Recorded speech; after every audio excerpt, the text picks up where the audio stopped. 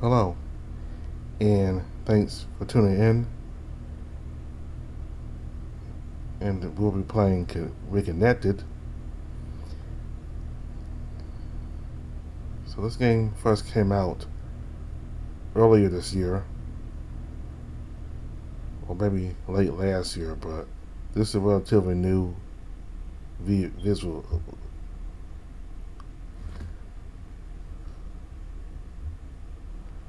Hello, and today we'll be playing Reconnected. This is a relatively new visual novel that came out earlier this year. It already has 2 builds, and this is a space themed visual novel, so we'll be on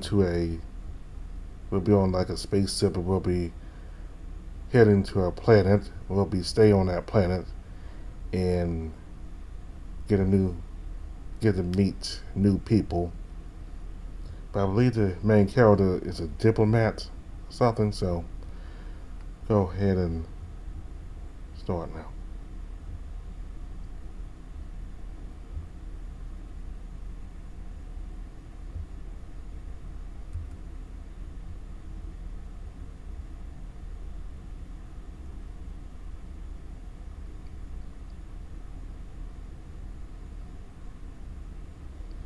You know we're not supposed to be here. I'll quit complaining. It's not like anything bad's going to happen. You're lucky you're so cute. Just a bit longer and I'll have the lock decoded. How did you manage to get your paws on such questionable tech anyways, Jakar? Huh. Some things are best left unspoken, Nika. You know that doesn't really make me. Actually, never mind. I'm not some type of secret deviant, if that's what you're afraid of, Nika. You just might end up a deviant if the Dean of Security finds us here breaking into the athletic rooms this late at night and we get expelled. That's what you're afraid of. That the Dean's going to be taking a midnight stroll by the athletic room for no reason at this hour of the night. You don't know. He very well could be. Did you hear something? Is it a Dean? You're paranoid. I didn't hear anything. Hey, that's mean, Jakar. Look, I'm just a little nervous, alright? Is that such a bad thing? You're right, I'm sorry. I shouldn't have called you paranoid. I get that you're nervous, but do you even still want to do this? We can just go back to my dorm room and fool around there instead, if you prefer that. No. I really do want to have you all to myself at least for one night. I am not a little apprehensive. Well, if it means I can finally get some alone time with you outside of our dorms, then the reward is well worth the risk, if you ask me. I guess you're right. My roommate is beyond irksome, and yours is downright weird. Got it. Our chamber awaits us, my paranoid mate. So now you're just trying to get me riled up? Oh, trust me, you're going to be getting pretty riled up inside, if you know what I mean, jerk. Huh. After you, my dear.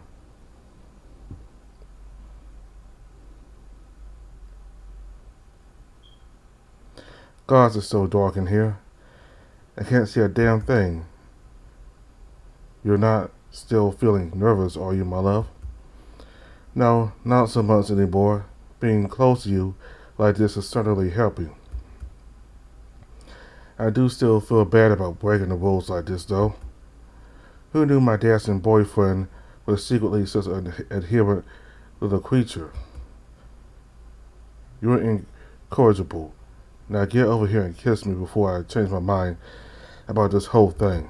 It would seem your nerves have been replaced with some desire. About damn time you loosen up. Jakar, why are you being such a stinking ass right now? You know I can't keep You know I can't help teasing you, babe. Besides, it kind of sounds like you want my stick up your ass anyway. You are so lucky that I love you as much as I do. Now get over here, you big lug. I love it when you growl like that for me. Tantalizing to say the least, my love. Zakar, that wasn't me. Did you hear something? My love, relax, okay? Just try to enjoy yourself. It's just us.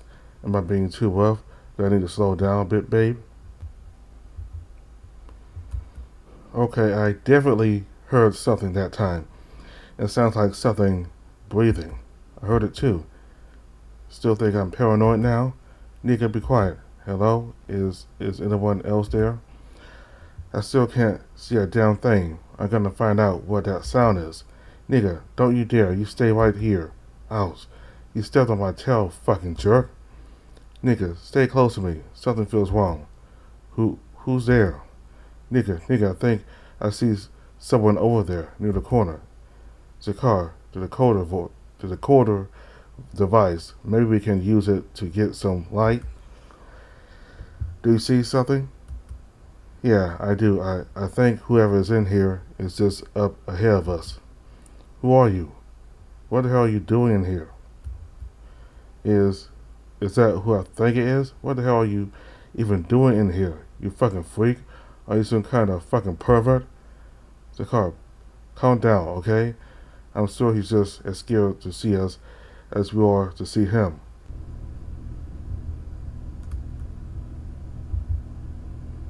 Hey, what's going on? Hey, what's going on, man? Why do you look different than normal? Are you hurt? Are you okay? What are you doing? Nigga, I think something's wrong with him. Is he sick?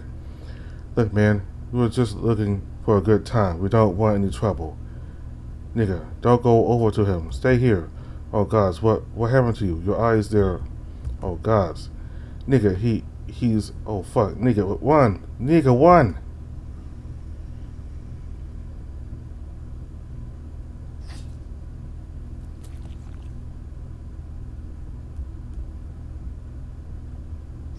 Nigga, where do you go? I can't find you anywhere, baby.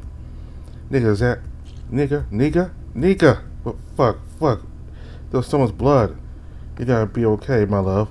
You're gonna be just fine. I'm gonna get you some help, baby. Help, someone help.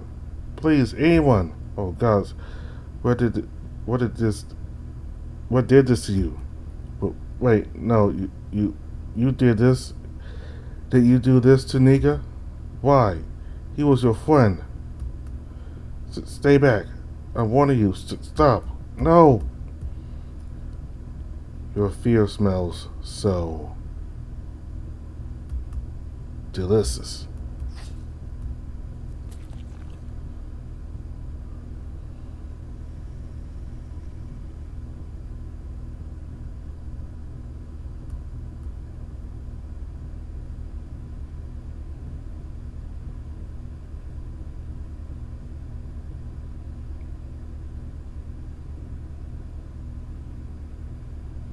I'm finally here.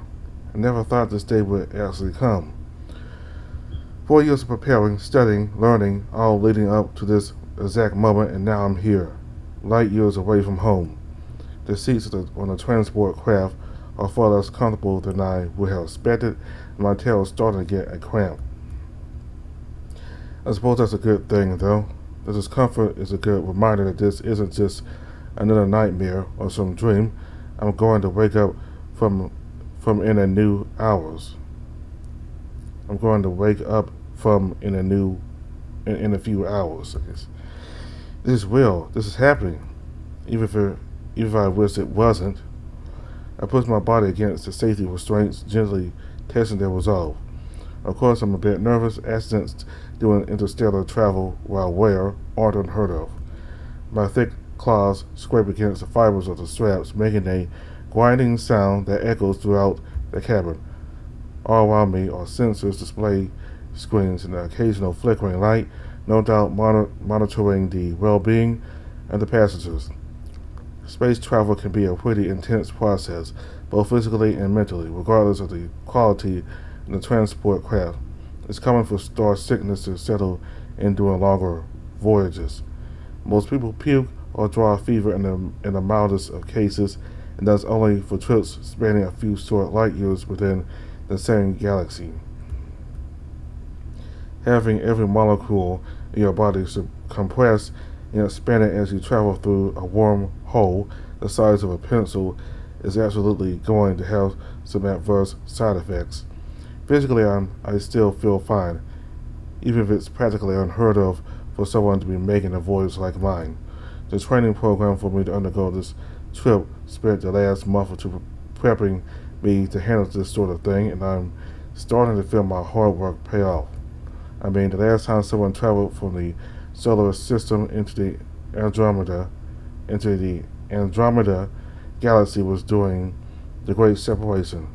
That happened over a millennia ago? Quite a few of the other passengers have had to leave their seats to go vomit or lay down in one of the two cooling chambers available. That's exactly how I feel, or how I felt the first few times I practiced in the gravity chambers back home on Titan. I guess you could say I'm more or less used to the feeling of having my insides squished into a pudding at this point. So, other than my dense fur started to bristle at the sensation, I feel alright. Mentally, however, I think the trip might be starting to take its toll. I've been on this damn transport craft for almost 3 days, and I think I can start to feel my mind slipping. I swear I'll see a different passenger staring at me, flashing their canines menacingly, but when I look again, they'll be fast asleep. Or I'll hear a whisper over the sounds of the ship, muttering my name, and then I'll feel a tail wrap around my foot. Yeah, typical symptoms of star sickness, I hope. I think back on what I was taught to do when you start to feel your mind slip like this. Take a deep breath, close your eyes, and focus on what you know. My chest presses against the tight restraints as I take a deep breath, and surprisingly, it does a pretty decent job of grounding me. What do I know? What can I focus on? My mind drifts back to the lessons I had on Titan about the histories and events leading up to the Reconnected program. My professor's voice booms inside my head as if he's here with me, giving me another passionate lecture. All life that we know of originated in the solar system, and for thousands of years there was peace and prosperity. But with prosperity comes population. Over time, when the resources on Earth started to dry up, we knew we had to expand outwards to the stars. This raised the question of who would stay and who would go. The political climate spiraled out of control. Wars broke out across Solaris. The species of Earth bounded themselves to their own kind and separated from each other. In the end, our people won the wars and laid claim to the solar system to protect their new ownership. He banned all other species, sending them to the Andromeda galaxy in what is known as the Great Separation. I remember my professor used to get so proud at that part, like he was happy about what we did to the other species or proud of our historic victories. That was quite a fucked up perspective to have, if you ask me. We turned on our own brothers and sisters, our own people, and for what? It doesn't matter that we were different species. Earth was all of our homes back then, and yet we slaughtered them, banished them into the cold darkness of space because of nothing more than our own greed and fear. Not only that, but to try and keep the people in check, our ancestors destroyed all the histories and information regarding the fallen. We didn't just exile them, we wiped them from our memories, from our very existence. Karma's a bitch. It's been thousands of years since the Great Separation, and now it's us who needs them for help. In the Andromeda galaxy, the variety of abandoned Solarian species found a paradise and nearly infinite resources. In just a few hundred years after the war, they blew past us in technological advances, cultural advances. It really became something greater. They evolved, adapted, and changed to fit their new environment. There is a Solarian alive today that knows what the exiled species even were, let alone what they look like today. So is white, right? Solaria is a shit show right now. resources drying out left and right, people losing their homes, their jobs. It's only a matter of time before we crack, brought to our knees by the consequences of our own transgressions. And now I guess it's my job to fix this mess. That's my job to get the whole of the Andromeda galaxy to forgive, to save us from the certainty of our future. Failure isn't really an option for me. That's probably why I was chosen for this damn reconnection program. Well, I know why. The coordinators told me why. Your perspective on the great separation is rather unique among our kind. We hope you can better serve the Solarians by being our representative for the reconnection program. I scoffed audibly in the cabin of the spacecraft with one of my claws down the length of my muzzle, the sensation helping to keep my frustration in check. I'm not special at being a decent fucking person. When the reconnection program chose me, I couldn't believe it was real. Couldn't believe that it actually was happening. I can still remember the look on my friends' faces when I broke the news to them that I was chosen to be the Solarian representative. Their expressions of pure shock and disbelief were priceless, even if they were quickly replaced with laughter and congratulations.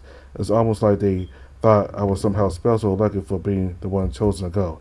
Yeah, I'm really lucky. I get to give up my home, everything I've ever known and loved, and get blasted off into another fucking galaxy. Look at me. So that's me right for being a Solarian, I suppose. This is probably exactly how it felt all those years ago with other species of Solaris during the Great Separation. I swear it took at least a month for my friends to come to terms with what this actually meant.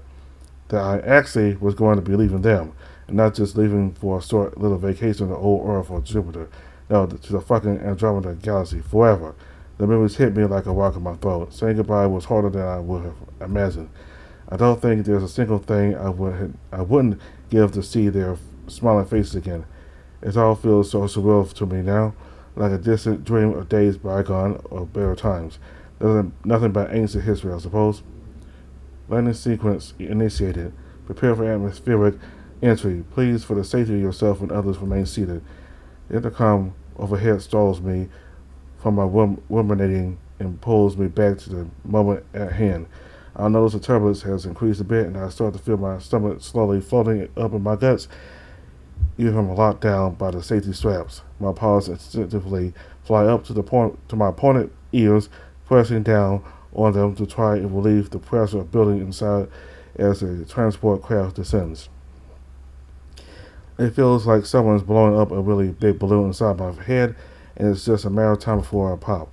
I think I'm gonna puke. Star sickness is a bitch. The windows of the craft become clouded with ozone gases as the craft descends. They shudder and shake as if being slammed by a giant creature, while the atmosphere washes over us.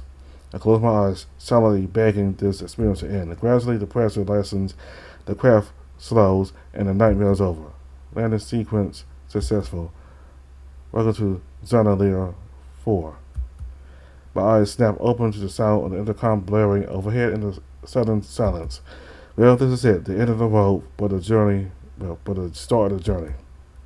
Chatter from the other passengers kick up around me. I can practically feel the excitement in the air, and the soft metallic clicks of safety harnesses be undone echoes through the craft. My large paws struggle to get a grip on the leads as I fumble with my own harness in the low light, shaking a bit in anticipation. The leads break free with a satisfying snap, and I clutch my bag up to my chest, holding on to it like it's a lifeline. My paws subconsciously carry me forward, seemingly having a mind of their own, as if they're just as eager as I am to get off this damn ship. I can't believe this is actually happening. The sound of my steps ricocheting off the hard metal might just be the only thing keeping me tied to this moment. A hair suppressor releases from the door, and it slowly peels away from me as it opens. The burning light of Zenalyr's sun assaults my eyes as I step off the craft.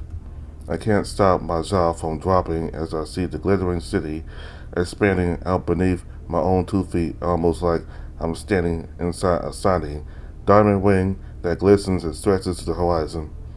My muzzle twitches as a warm breeze floats by, the air smelling sweet and fresh like a soft blanket to my senses. Tallest buildings stretch up to the sky, and green trees sprout up all throughout the vast expanse of the city, making it look like more vibrant and alive. The gentle sounds of the city echo all around me, making my pointed ears twitch. Well, at least it's beautiful. My gaze drifts down from the lights of the city and land on a peculiar little creature standing just in front of me. Wow, a real Zenalyr. I remember being shown images and videos of the species I was going to be living with during my training, but seeing one up close is a totally different experience. I guess I expected them to be bigger, taller. Maybe this one is just small. Oh, hello there. I tried to sound as cheery as possible as I addressed him, but failed miserably.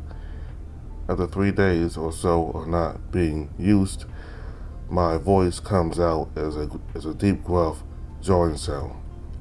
This is clearly a shock to them because their eyes widen and then slowly harden up at me. I sit a bit uncomfortably on my paw pads under this Zenalyrian's intense stare. I clear my throat, which does help a little with the tone before I speak again. It's a pleasure to make your acquaintance. I do a traditional Zenalyrian bow that I was taught in my training back on Titan, hoping my placating gestures enough to smooth over my earlier gruffness. When I lift my eyes back up to theirs, I can see it didn't work. Their gaze is still boring into me like I'm being interrogated for a crime or something. You must be the Zenalyr, I take it.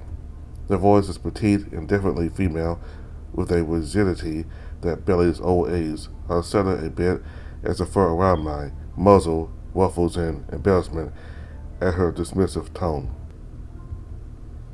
Yeah, that's me. How do you know? Her eyes finally stop glaring, thank the gods, and turn down to her glowing datapad she's holding in her weary paws. She doesn't even look up at me as she responds. That bow hasn't been used in over 100 years and is reserved for females on their bonding day. I blink a few times and smile sheepishly at her. It would seem my up-to-date crash course on Zenalyrian culture was as up-to-date as I was led to believe. My claws scratch nervously at the back of my neck, and I suddenly feel like I'm sweating through my fur. Way to go, dumbass. Great first impression. Nice job. Gosh, I'm such an idiot. Sorry about that. I'm a bit new here, but you probably already knew that. She gives me a stern look over her datapad, typing away at something I can't see. Sir, before I'm allowed to release you into Zenalyr IV, I need to download your profile for the record bank and ensure you know your itinerary for the Reconnected program. May I please see your datapad? I can't help but notice her tone as she talks about the program. Underneath her regal demeanor, she sounds almost spiteful. I blink a few times, processing her words as I slowly remember the reason why I'm here in the first place. Oh, right, the datapad. Yeah, I have it right here.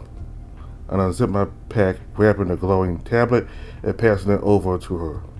I guess I probably do have a deeper voice than what she might be used to. Am I really that strange to her? Her initial saltiness quickly fades to a calm professionalism as she clears her throat and takes the datapad from my lord's paws. Name, species, and their system of origin.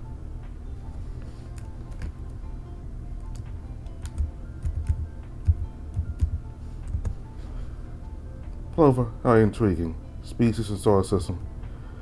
Timberwolf and Titan, solar system. She types away at her own datapad before handing mine back into my empty clutches. Your itinerary has been.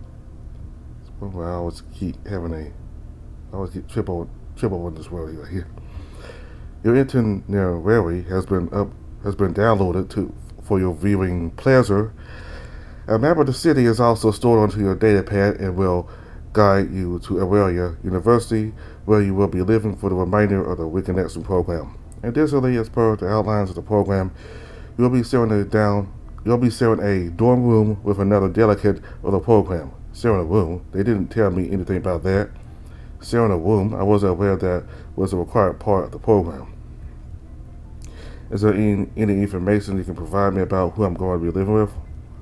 I know she can tell I'm a bit nervous at this revelation as she glances back down at her glowing data pad, the blue light reflecting off of her reddish fur.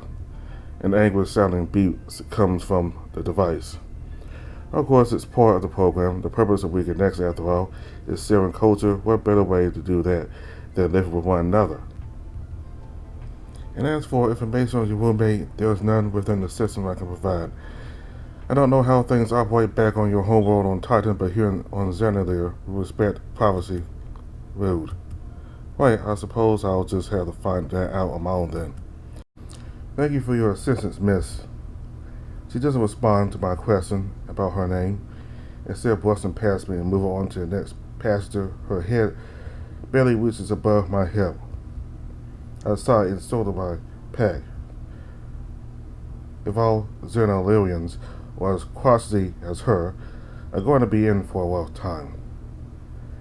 And if you heard about what Plover said on the ship about the Solorians and them pushing people off the planet so they can have the resources for themselves. In this city is where the people who were forced off the planet were forced to go to, this city right here.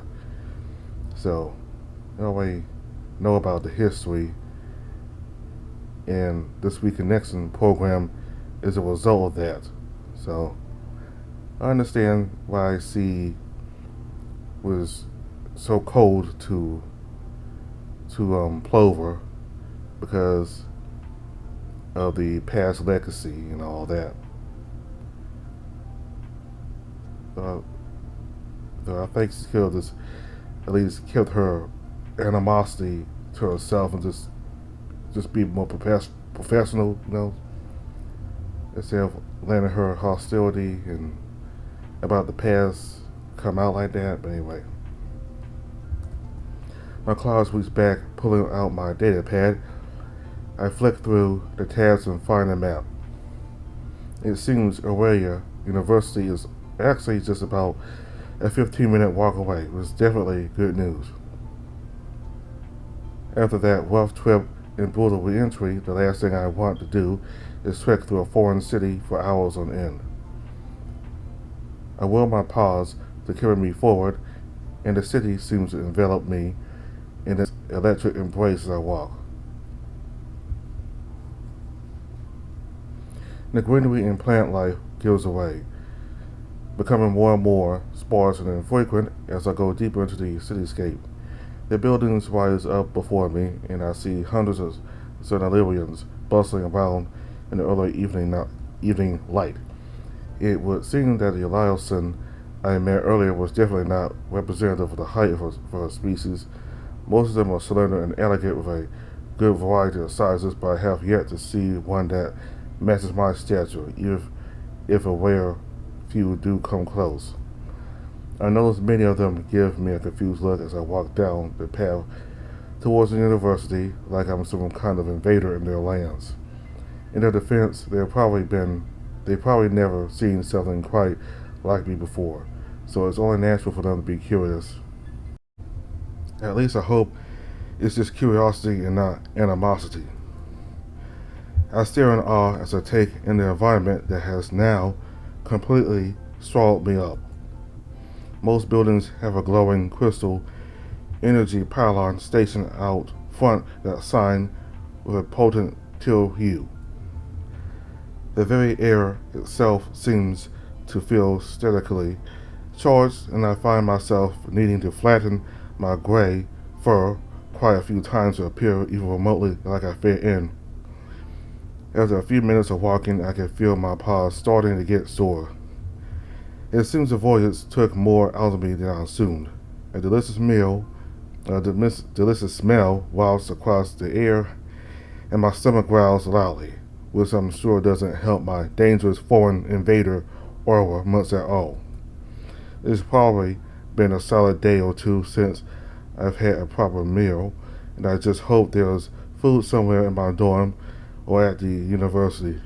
I can't help but look longingly towards the source of the smell, which is a large mechanical food cart on the opposite side of the street. Steam rises up from the grills on the cart, billowing over the small crowd of excited Zenalyrians gathered around. Behind the stand is a tall male who meets my hungry gaze with a friendly wink. My parched tongue instinctively flicks over my muzzle at the prospect of getting a meal. The cart operator suddenly stops his work and flashes me a smile. His canines glint in the low light, and his eyes lock onto me with a predatory gleam. He licks his lips as well, and I can see drool pulling up at the corners of his sharp jaws. Time grinds to a halt, and the air around me seems to electrically charge with tension as he sets down what looks like a spatula and starts to crawl over the cart towards me. His lips pull back into a devil's snarl, his head unnaturally cocked to the side like a beast stalking its prey. The acrid smell of burning flesh and fur hits my nose like a punch to the face as he steps onto the grill. What the fuck? My hackles raise, and my deadly claws flex at my sides defensively. I take a step back and shake my head, trying to focus on the fight that's brewing before me. When my eyes focus back on the Zenalyrian, he's standing behind the cart, smiling naturally as he entertains his customers. Fucking star sickness. I quickly turn and keep walking up the street, shaken at the vivid hallucination I just witnessed. I knew star sickness was no joke, but I had no idea it could ever be that intense. The hard metal streets clanks under my claws as I walk past the towering buildings of Zenalyr. I glance down at the data pad, and it shows I'm only a few minutes away from my dorm. My long strides start quickly eating up the distance, and I can see the large ornate university come into view at the end of the road. It's a truly massive building, seemingly made of something like marble, with columns, arches, and multiple energy pylons out front. The university is an oasis compared to the rest of the surrounding city. The grounds are covered in grass, trees, and bushes like a verdant emerald gem in the midst of all the buildings behind me. Near the roof of the building is a sculpture of a proud-looking Zenalyrian holding a stack of books. The fur along my back and neck bristles a bit as nervousness sets in, with maybe a bit of anticipation as I move towards the entrance. I'm really going to be living with a Zenalyrian for the foreseeable future, and I hope they're not anything like the one I met at the starport. I clamber up the steps and cross the threshold into the building. The interior design is high-tech and very well furnished. I'm standing in what appears to be some sort of common room with chairs, tables, couches, and a few lingering Zenalyrians. They glance up at me, but don't seem to pay me any mind, which is a welcome to respite with the reception I had in the city center. My data pad indicates that my room is at the very end of the far hall to my left, and I eagerly head down it.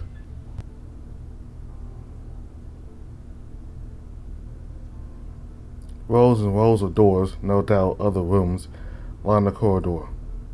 Well, at least I'm in the right place, I think. I reach the end of the hall, the cool towel underneath me sending a chill up my spine as I stop in front of my door. 22T. Or is it 22T? My muzzle pulls back in what I hope is a friendly smile as I prepare to introduce myself, and I lock the door with my keycard, pushing it open. The room is relatively average size with plain walls and sparse furniture. The only thing of note is a big sword hanging above one of the beds, etched and engraved with runes and symbols I don't recognize. Well, the sword and the fact that sitting on one of the two beds is a largest living creature I've ever seen. All I can make out is a mountain of jet black fur since its back is facing me, and its tail is draped down onto the floor below. I can see the dense contours of muscle and sinew rippling beneath the glossy sign of its pelt. That's no Zenalyrian. This thing is truly, genuinely massive, and a bit of fear clutches at my throat as it goes dry. Excuse me, by a fair one. The creature's deep voice booms throughout the room, and he falls off the bed and onto the tile with a loud thud. He quickly stands back up, brushing off his fur as he turns to look at me. He almost scared the fur off of me. He has an accent that's unlike anything I've heard before. It's a bit guttural, with a gruffness that's separate from the deep tone, almost like he's growling and speaking at the same time.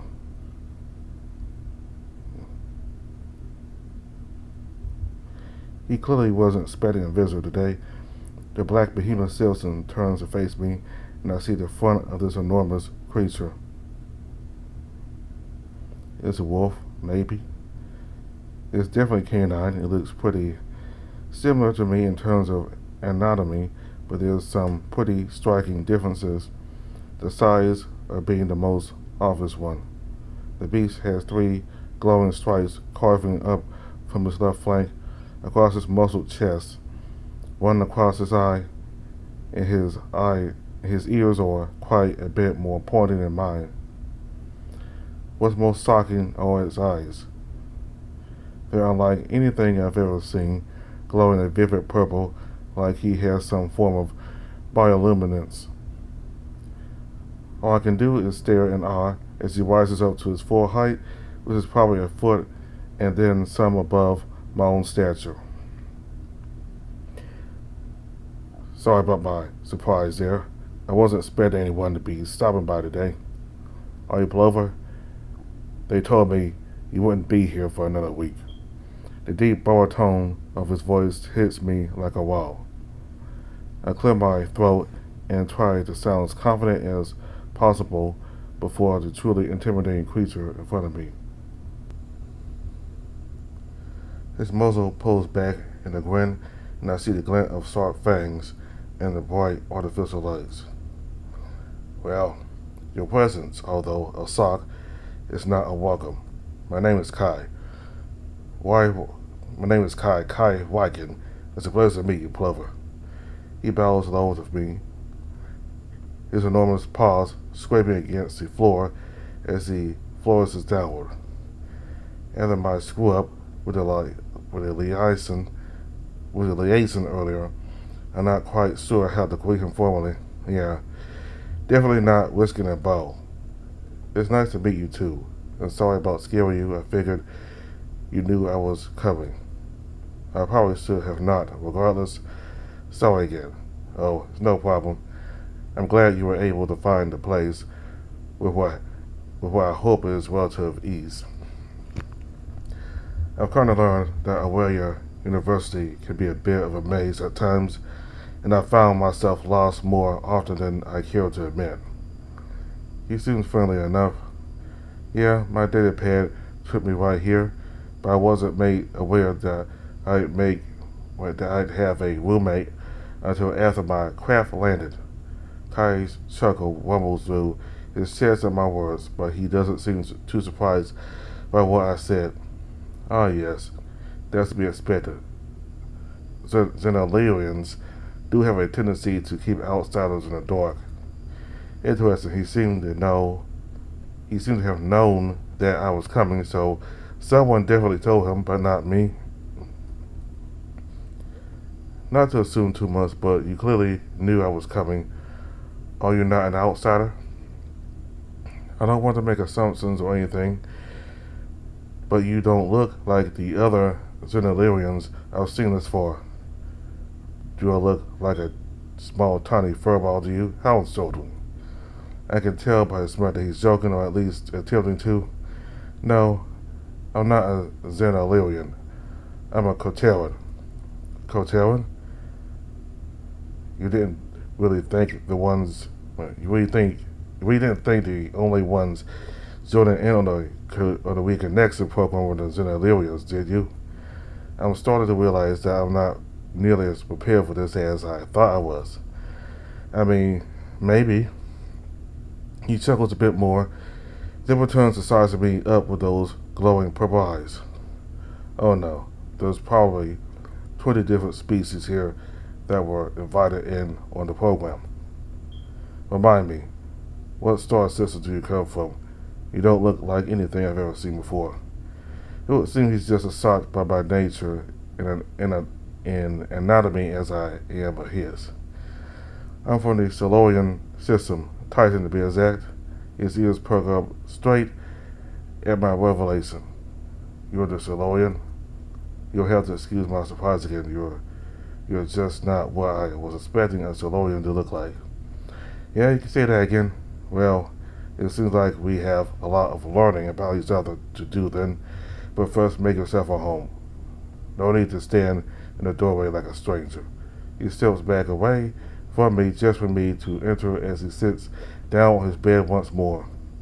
His muscles bounce up under his striking fur as he moves, and I can't help but stare a bit. Kai still is impressive, to say the least.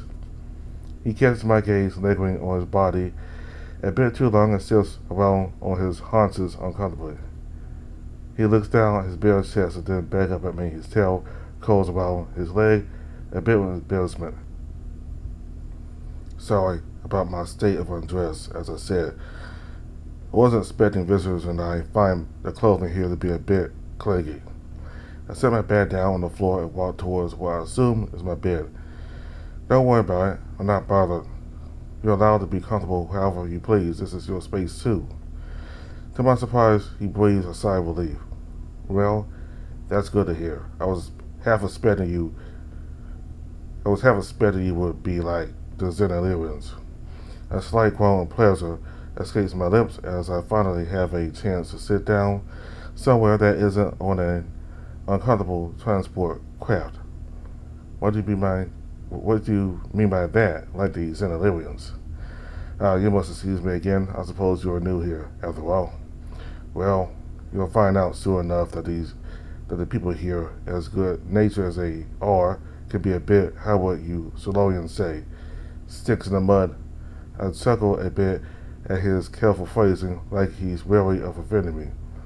If I'm going to be living with this guy, it's probably best to just be myself and let him see the real me. Really? I think I would have just called them bitchy. His massive muzzle rolls back with a deep laugh. Oh, I think that's putting it lightly, friend. He gets comfortable on his bed and clasps his hands together in front of him. So tell me, how was your voyage, Plover? Were the stars kind to you, I hope? I follow suit, propping myself up against the wall behind me and cross my legs, my tail flaying lazily to one side. I'm a bit star sick, but other than that, I'm doing well. Thanks for asking. How about you? Did your trip go smoothly? How far did you have to travel to get here anyway? As I'm sure you may have noticed, I'm a bit unfamiliar with Kotera, was it?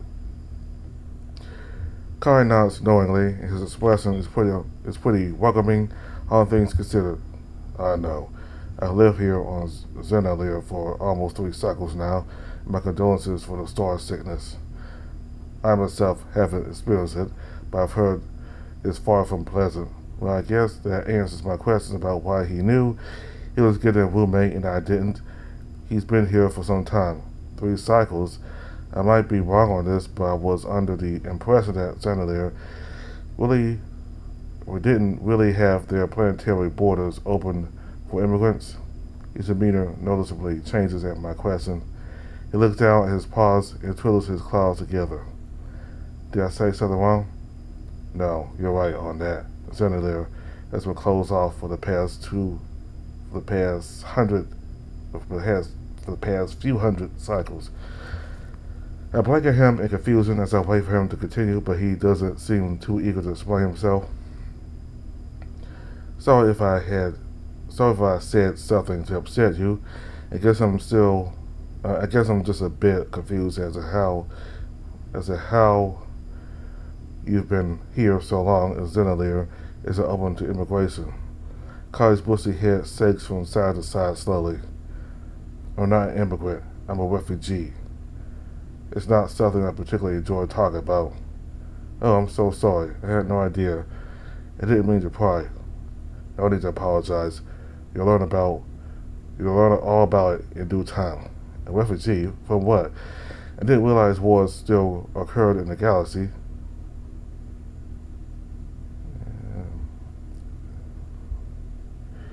I said, probably just drop it. Clearly something pretty traumatic happened to this guy. So, how have you been liking Zenalyr so far? If you've been living here for 3 cycles, surely you must have some opinions on the place. Zenalyr is amazing. The people here have been very understanding and welcoming. Not to mention the nightlife here in the city is amazing. Cortera will always be my home, but Zenalyr definitely has its redeeming qualities, to say the least. The nightlife, huh? What exactly do you mean by that?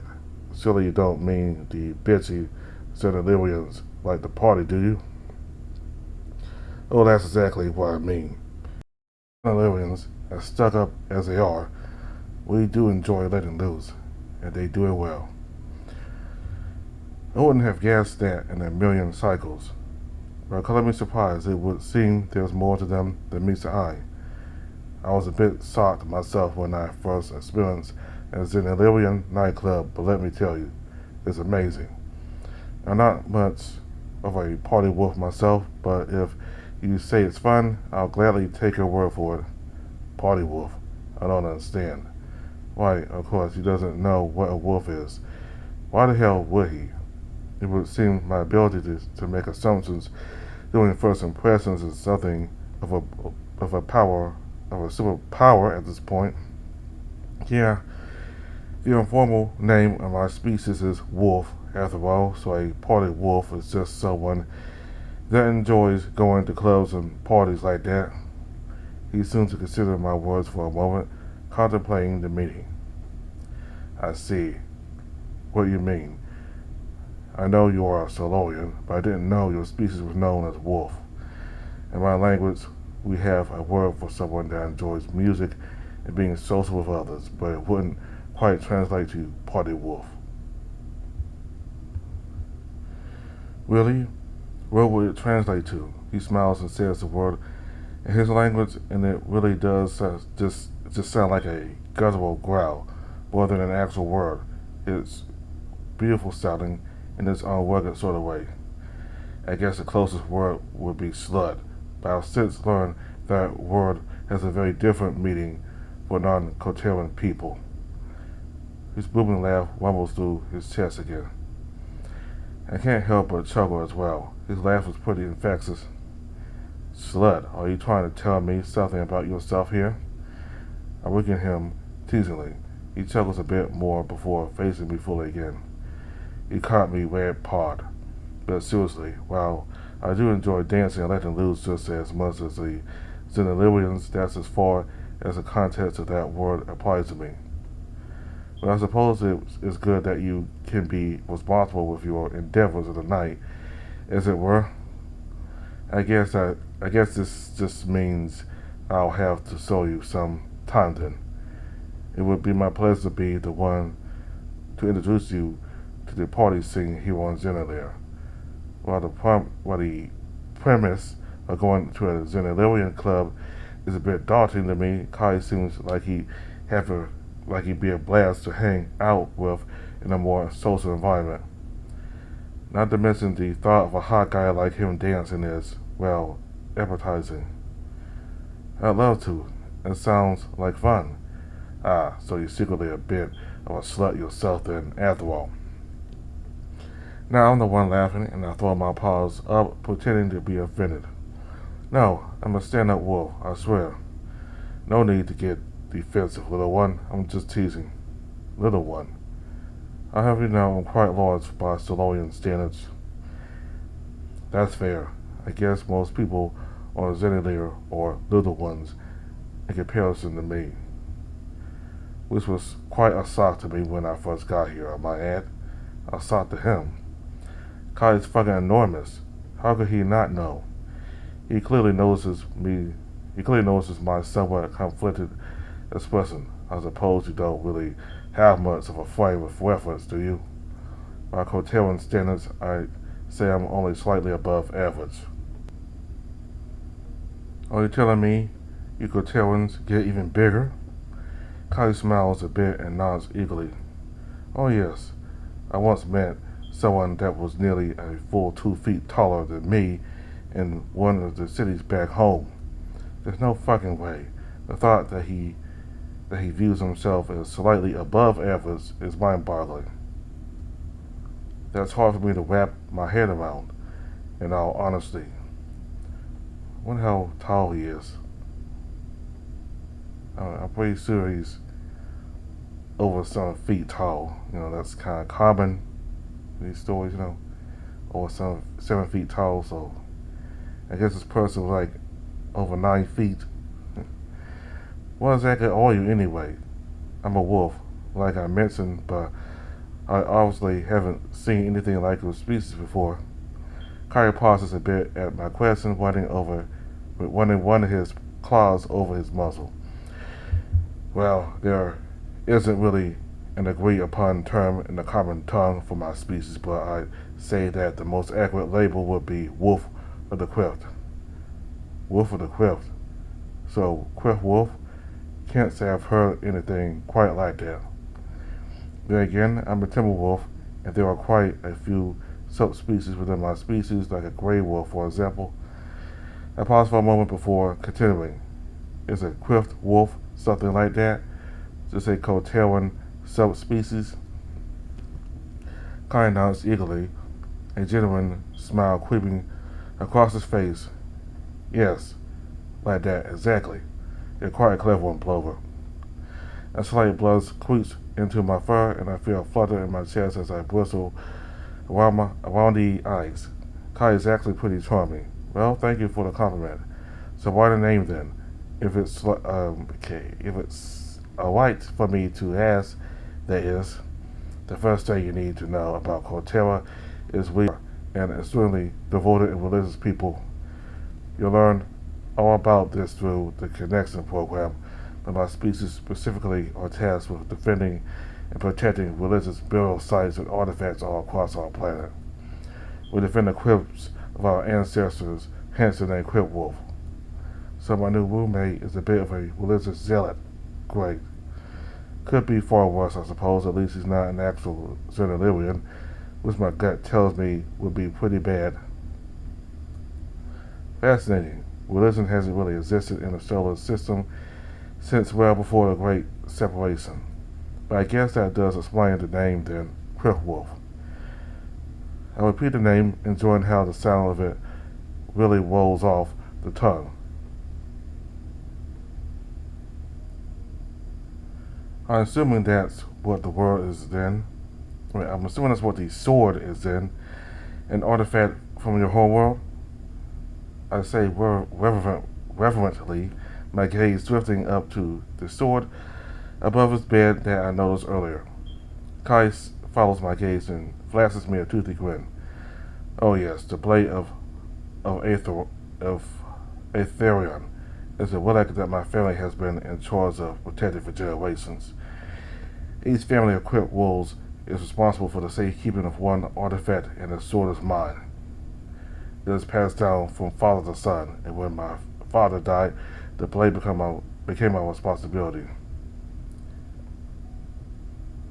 I can't help but gawk at the sword. The intricate runes and designs give it a sense of importance that you can practically feel in the air around you. The hilt seems to be made of solid gemstones, and the blade itself looks sharp as the low light of the dorm room dances and simmers over the dangerous edges. I'm sorry to hear about your father. How have you ever had to use it, the blade, I mean? I wish I was worthy enough to wield such a blade. Aetherion hasn't chosen a champion since the Door times. I'm simply the blade's keeper. Simply its keeper. I can't help but feel a bit indifferent.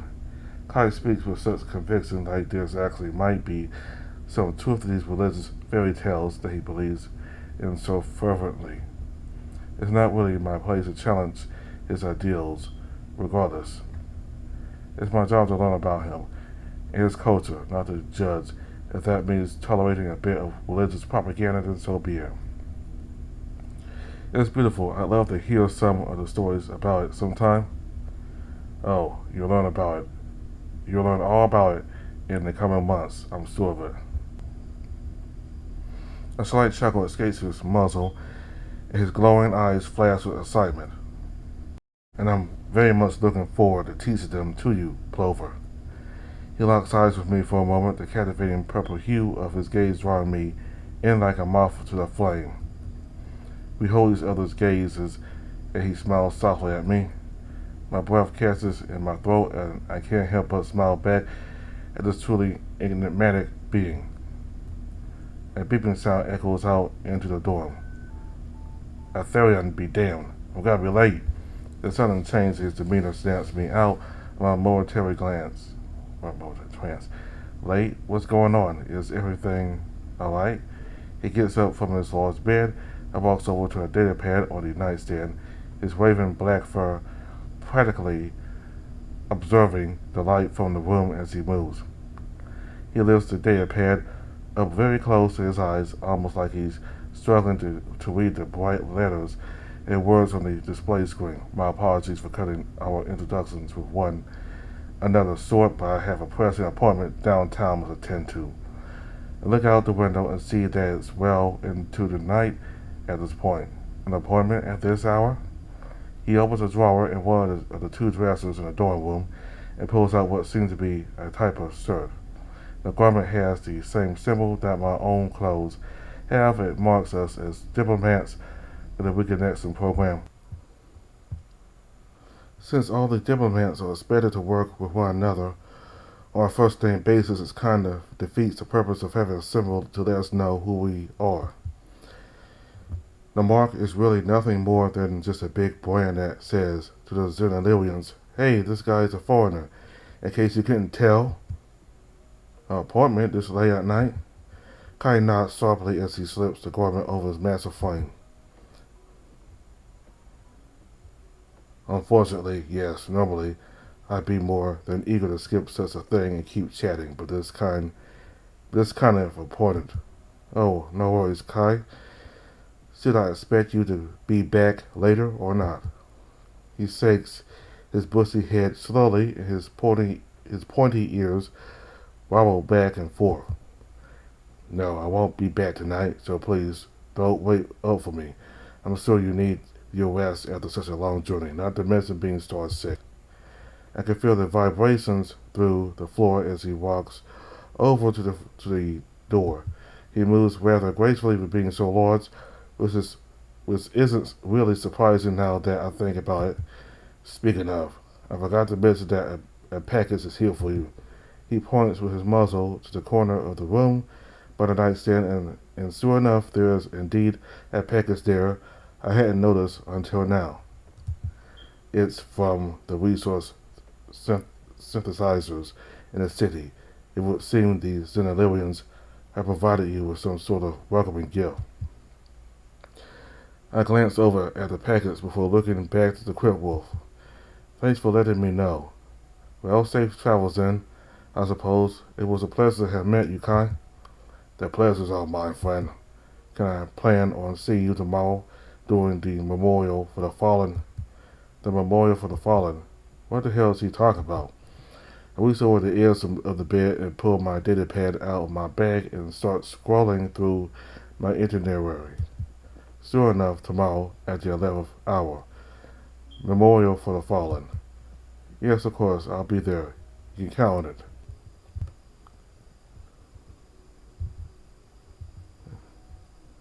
Well, I'll see you then, friend.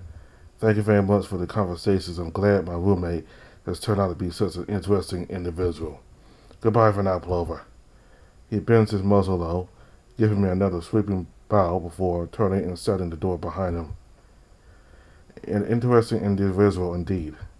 quickly shake off my feelings of enamor and stand up off the bed, stretching my stiff muscles. Kai's scent still lingers in the air, indicating he's probably been living off of this room for quite some time. His scent is pretty unique.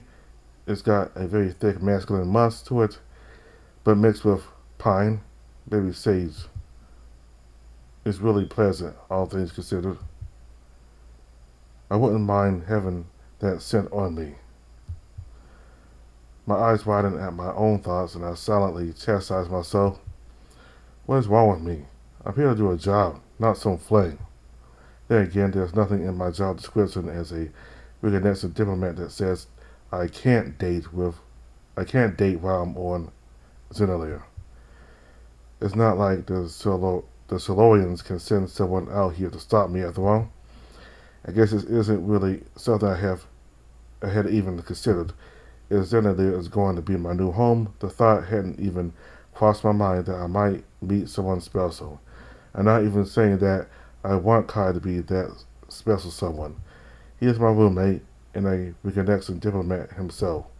He's surely got more than enough on his plate with our shared work and goals through the program, but also with whatever it is happening on Kotera to cause him to be a refugee as well. The whole situation is just too taboo, and I seriously need to set some personal boundaries up for myself with him.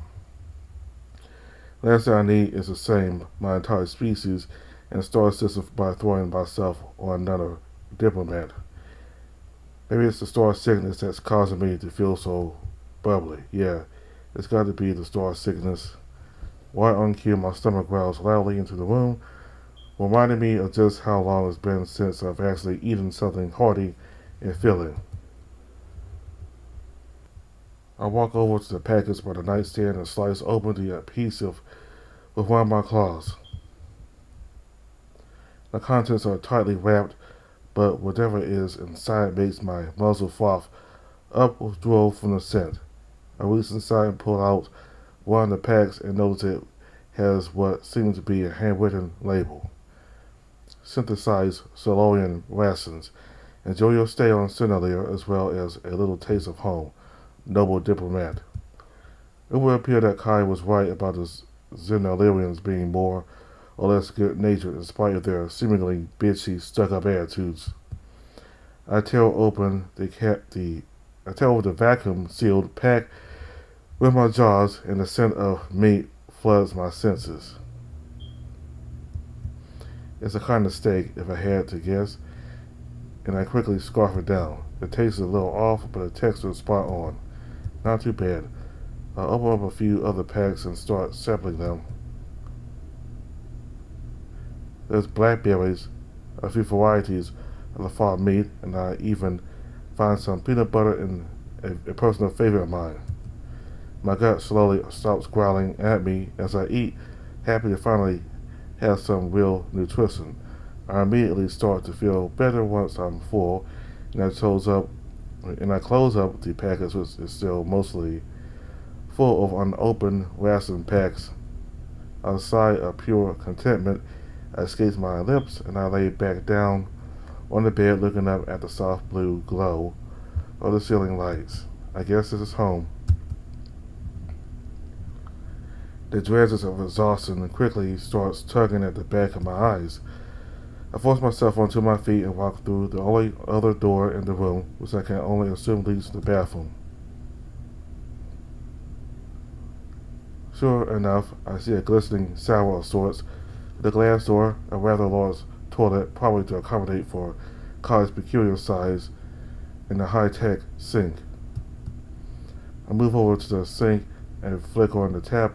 A cold stream of water jets from the faucet into the drain. I splash some of the refreshing liquid over my face and fur, which does wonders at relaxing me before I bend down and drink deeply straight out of the tap. The water has an almost sweet quality to it, and my fur prickles up at the divine sensation on my bone-dry tongue. After I've drank my fill, I lift my muzzle up and see myself in the mirror above the sink, noting just how grimy and disheveled I look from my journey. It's almost hard to recognize myself not just because of the unkept state of my fur, but because of this new environment I find myself in. It's like I'm looking into an alternative reality, staring at some forbidden doppelganger I was never meant to know existed. Wow. Is this really me? Is this really who I am now? I'm not sure if it's comforting or terrifying to know that I only have the rest of my life to get used to it. Maybe a sour will sit a step away from the mirror, stripping the clothes off my fur and sliding open the glass panels of the sour. With a bit of effort, I managed to figure out the controls and get a pleasant cascade of warm water to pour from the sour head, splashing down on my body. The heat seems to soak straight into my strained muscles, begging them to relax and decompress. Slowly but surely, I feel the tension fade away from my shoulders and thighs. Gods, I needed this. The dirt and grime that caked my fur and skin pulls on the towel beneath me before slaking down the drain. I allow my back to press flush against the cold wall, and I tenderly drop down onto my haunches, resting my legs. A groan escapes my lips, and I sprawl out onto the floor, perfectly content under the warm ministrations of the water. As the glass starts to fog up with steam, I take that as my cue to actually clean myself. I look around on the walls and see some previously opened bottles of shampoo and soaps, and it's then that I realize I don't have any of my own. At least I assume it's shampoo and soap, since the labels are written in a different language. I pick one up and swirl it around in my paw, and I expect it. They have symbols that look like the ones I saw earlier on the sword of Atheron. This stuff isn't Zenalyr, it's Coteran. Cain must have brought them with him from his home. Maybe I shouldn't use it. Who knows how much more of this he's going to be able to get his paws on due to, well, whatever's happening on Coterra. Oh, no, just leave it alone. No way, personal boundaries, remember, Plover. I can't just use this stuff without asking first. It might have sentimental value. I stand back up into the water and use my claws as best I can to work out the grime and sweat from my light gray undercoat. It takes a bit of effort, but after some time, I manage to get most of the setting and filth off of me, and I feel generally refreshed. My fur isn't quite as soft as what I'm used to, but it's definitely an improvement from the state I was in before. I reach over to the control panel and turn off the shower. Water droplets flick off onto me, onto the glass and walls as I shake my body dry. My pelt poofs up, and I open the panel doors to return into the main room, reaching for my bag and pulling out a towel. I dry myself off thoroughly and slip on a fresh pair of underwear. Normally in my apartment back home on Titan, I'd sleep naked, but now that I have a roommate, that probably wouldn't be in good taste. Even if it is the best way to get a good night's sleep, I have to be respectful of college privacy. I collapse down to my bed, utterly spent from a long, exhausting day. The soft, weighted texture of the blankets and bedding is like a warm hug on my damp fur. Kai's scent is still drifting lazily through the room, which is already something of a small, comforting familiarity. An interesting individual indeed.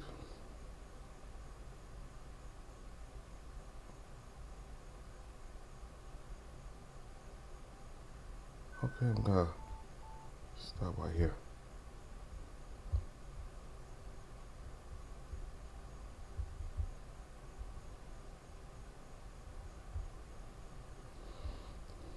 Alright, so we got to meet Kai, who is the character of interest, and like usual, he's a giant hulking wolf, over 7 feet tall, I assume. And the main character we're playing is a wolf also. Yeah, both the MC is a wolf and the character of interest is a wolf.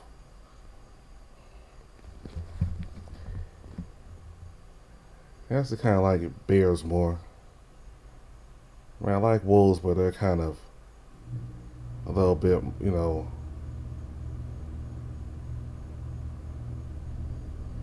overweighted for me. I know it's like the most popular species, among furries. So anyway,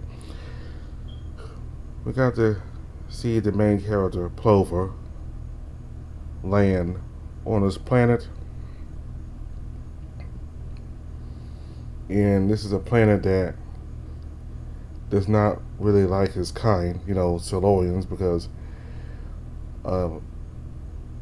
both the Silurians and the Zenalyrians were on the same planet, I believe, and the resources were being depleted, so they kicked out a bunch of people from the planet so they could have these resources for themselves. And the people who were forced out are here on this planet now, on this planet of Zenalyrians. They're the descendants of those people forced out. So they have a grimace towards Plover's people, the Silurians, for what they did.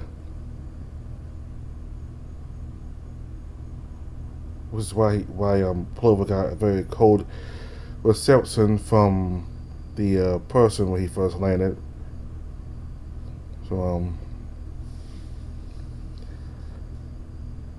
now that part we saw at the very beginning, these two people, Nika and I forgot the other person, they were living in different dorms because they couldn't live together. They weren't in the same dorms, so they would visit each other, and they would, they wanted to like make love, I guess, make love and have sex, because they couldn't do that with them being in two separate dorms, and somebody shows up and I guess kills one of them, or at least severely injures the other person. I don't know, they kind of like some kind of monster, like almost, and just bites them. I guess that's what happened. So I guess as we continue with the story, we'll probably learn how that connects with everything going on.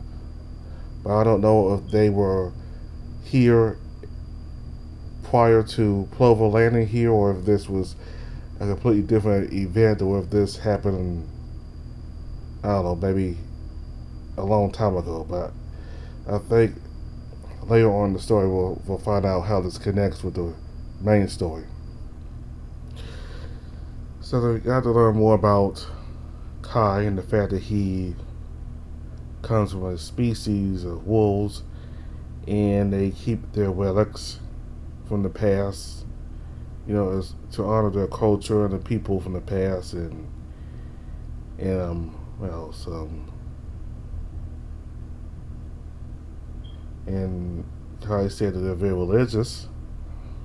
So so Plover very much isn't religious, and he kind of scoffed at that, him being religious. I mean, he didn't actually say it to him outright, but in his mind he kind of scoffed at that, kind of took him as a religious zealot, I guess. But anyway, he seems to be pretty nice so far.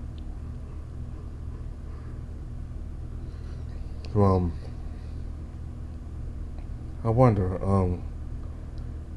are wolves the Silurians, or there are multiple species on Siluria, and Plover's species as a timber wolf is mainly just one of the many species there. I don't know. We'll have to find out.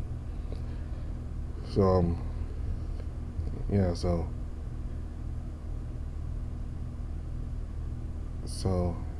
Clover is here as a diplomat of the Reconnected program, which is basically something for Zenalyr and Zenalyr, I think it's called, and some other civilizations to reconnect, other than being apart from each other for so long. And Kai is also a diplomat, but he's also a refugee. So I don't know if we could be a refugee and a diplomat at the same time, but I don't know. I mean, usually if you're like a refugee, you have to be. I mean, usually like a diplomat, you gotta be in some kind of official position with the planet you're from. Like you gotta be legally recognized and all that. So I don't know how that will work if he's a refugee, because apparently the government or whoever runs things on his planet must have done stuff to him where he had to leave. But anyway, we'll just have to see what happens next time. So hope you all like Reconnected so far. We'll continue with it in the next video. Well, maybe not the next video, but next time we'll continue. Whenever I come back to this, we'll continue with Reconnected. So yeah. So thank you all very much for watching. Goodbye.